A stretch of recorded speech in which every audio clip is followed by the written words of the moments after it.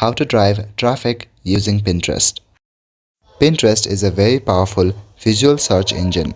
Pinterest is a very powerful visual search engine, not just a social media platform.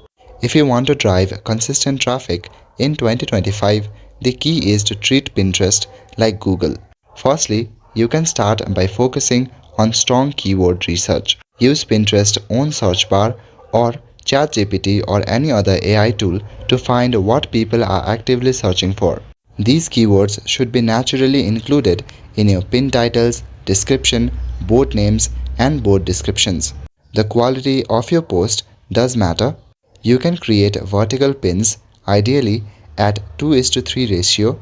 Also, try using bold, high contrasted colors, simple fonts, and clear text overlays.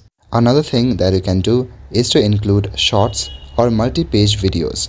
These short videos could be tutorials, tips, or behind-the-scene content.